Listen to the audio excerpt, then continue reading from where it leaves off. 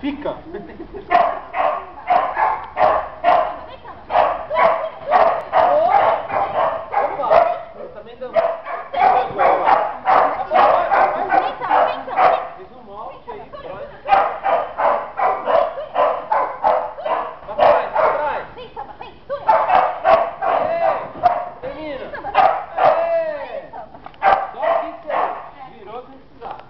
Você fez aqui, nem eu entendi. Você fez assim, Ah, filma. Que mostra a prova depois.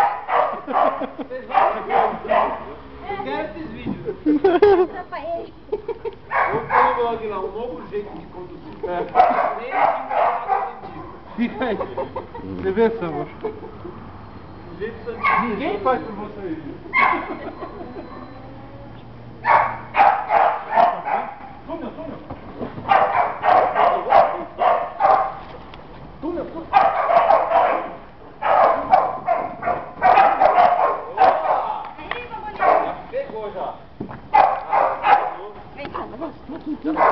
Não sei, tá pertinho, né? É o tempo que ele tá fazendo isso, você tá pensando pra que lado ele vai virar.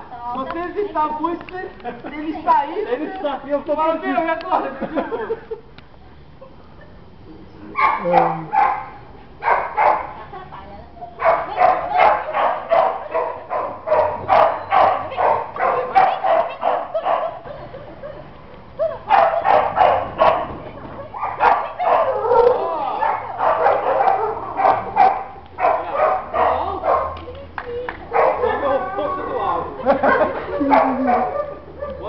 E é tudo pra ser o contrário, né? Quando chega que leva tudo no peito, velho. Vai pular o tudo. Vem.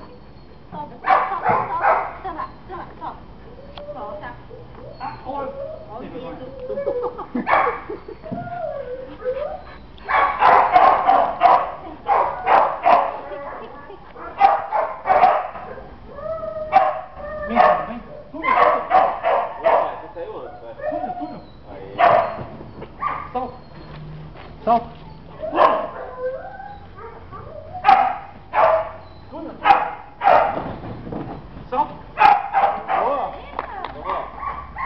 O cachorro vem daqui, ele cai aqui, e ele vai para aquele salto. Ele vem na diagonal, então ele salta aqui assim.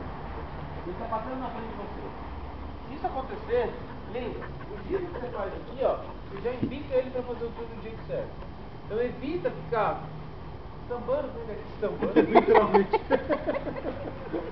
Dançando com ele aqui na frente, empurrando ele pro túnel. Caiu na frente aqui, tá aqui, fique lá. Você não vai conseguir fazer assim. Vira aqui e vai lá. Vai ser mais fácil para você. Vai lá, pega.